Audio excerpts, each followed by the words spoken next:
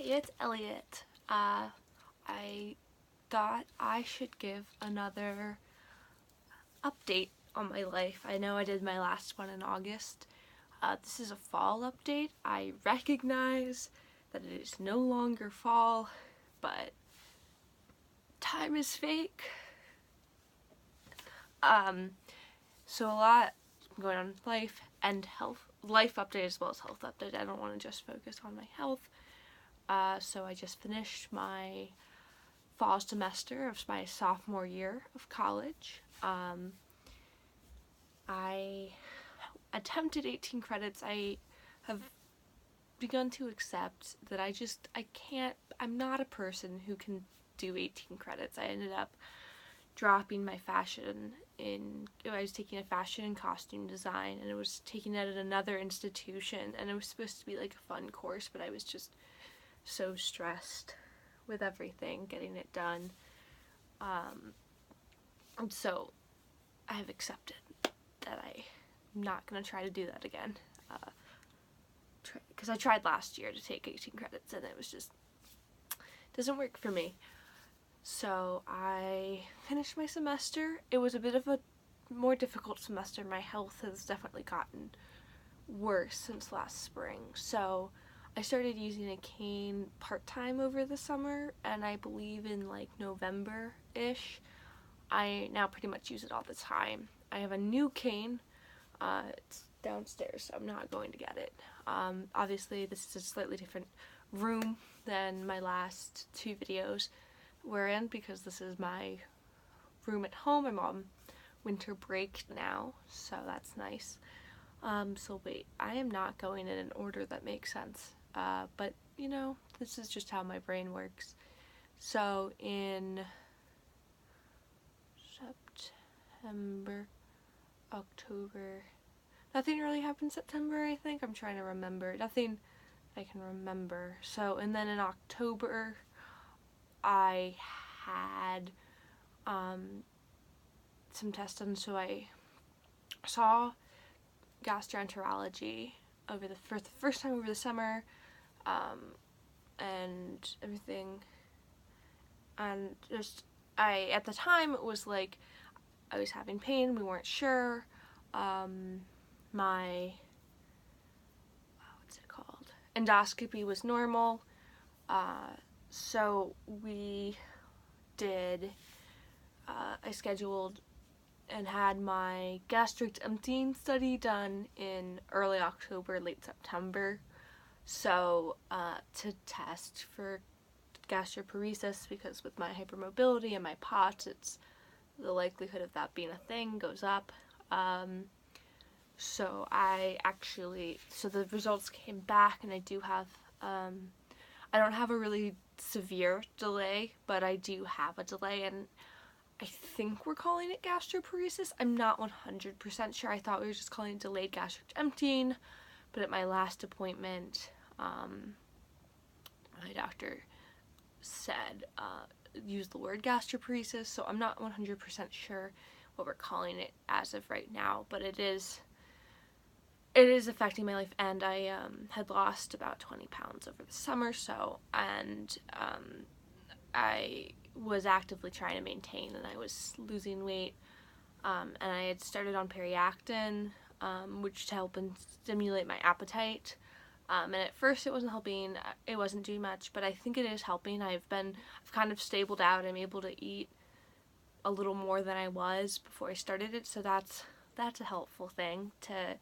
I mean, it's not perfect, but nothing will ever be perfect, so we started on a lower dose, and it wasn't as helpful when I was just taking half a tab like twice a day or once a day, or however often I was taking it. But now I take a full 4 milligrams. I'm supposed to take it four times a day. So now that I'm at home, like my schedule at home and like meals and stuff aren't as regular, so I'm trying to make sure I take all 4 doses, because I'm supposed to take it with like every meal. So like I usually take it with my morning meds, and then lunch, dinner, and then before bedtime. So I think with that increased dose, it's helpful. And I've also still taking my protonics, so that's helpful.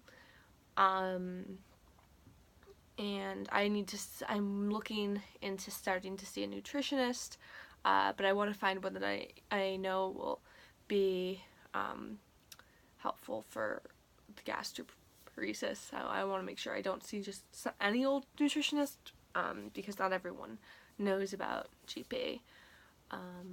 And I've also started adding some baby food and like purees into my diet. So like the week of finals, I was crashing real hard, and so I was like, I need more nutrients.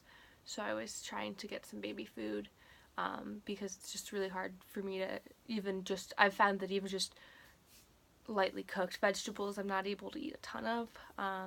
But now that I'm home, my mom started looking into like gastroparesis and gastro diet, so she's been awesome making sure that I have stuff to eat since I've been home. What else? I went back to my cardiologist for my POTS in November.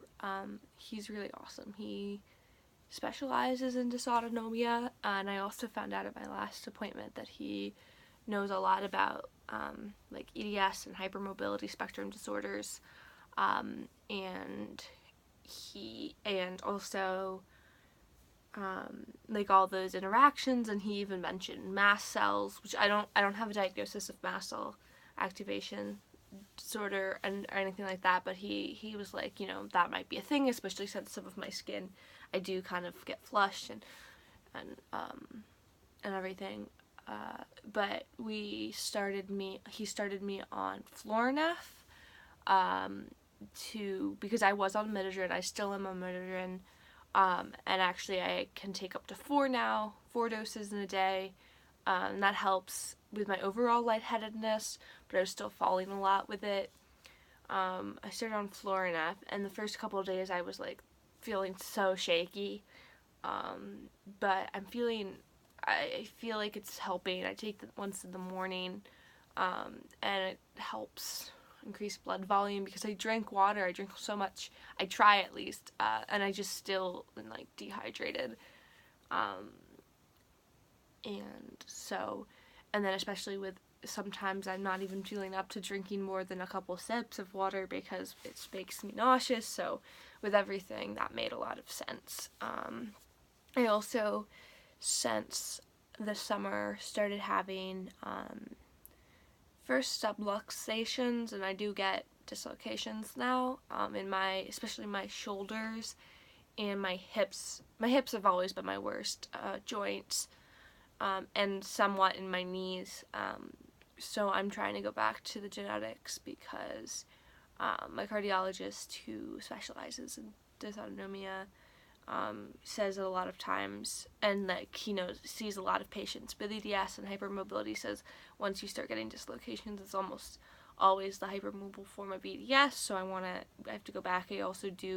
I got my genetic testing back. I can't remember if I had that in my last update.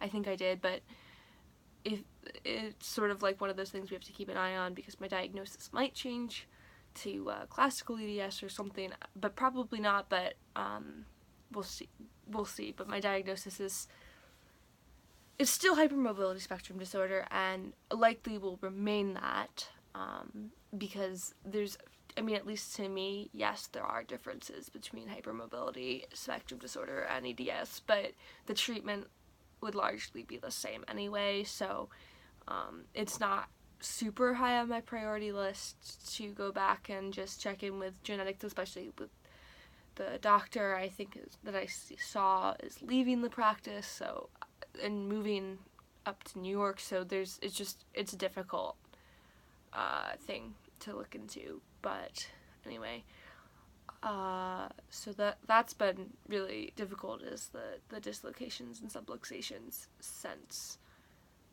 that are pretty much I wake up and have to put something in. It's actually better at home because my bed here is better. Not that I don't still wake up with dislocations, but I'm slowly learning how to deal with them. Sometimes I can't get my joints back in. I was so annoyed. I went to the ER because my hip was out and I couldn't get it back in. I went to urgent care and they said, yeah, you should go to the ER. But my hip went back in, I think, before they took the x-ray. Like, I felt something as they were putting me on the x-ray, and I was like, wouldn't it be so funny if the way you're moving my legs to get this x-ray done fixes it? So I spent hours at the ER for my body to fix itself. But anyway, this is really tangential. I got my approval letter for my top surgery, so my insurance is going to cover it. I got that on the day I was getting my gastric emptying study done, so it was like a little like, yay, on a day that was like, ugh. And I actually have that scheduled, so on earlier this week, I was finally able to, I've been playing kind of phone tag with the surgery scheduler. So I have my top surgery date, so I'm going to be getting a double mastectomy on May 30th. So it'll be right at the end of my spring semester, and I couldn't be happier about it. Can't wait, but I can wait. I know I will wait, and it'll be okay. Let's see. I started with a new physical therapist. The physical therapy I was doing, they were good, but they discharged me. They were like, "You're fine," or no, that's not what they said. That's just what I sometimes hear. So I saw a geneticist that told me my only joints that were hypermobile were my hips, because she's really conservative with her diagnoses. So before I got my diagnosis, I saw her, and a lot of people have bad experiences with her. But anyway, even she said I should be in basically physical therapy for the rest of my life for my hips. And when that doctor says that, you kind of know that that's what you have to do.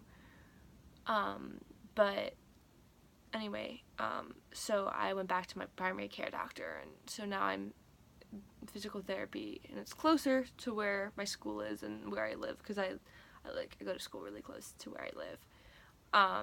And I really like the physical therapist there. I'm gonna close this because the light just changed a little bit.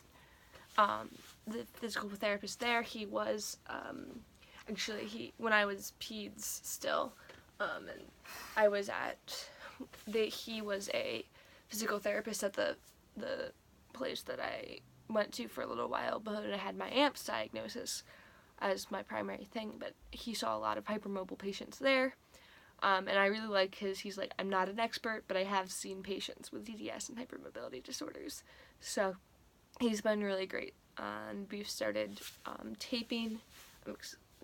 This isn't a great angle, so you can see I can't show you my knees, but we started taping my shoulders and my knees, and it's definitely helping, especially for like waking up with dislocations has gone down. It just helps give some extra stability.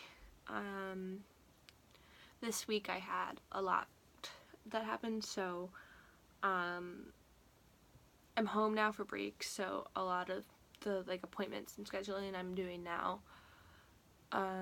So on this Tuesday, I went to go see endocrinology,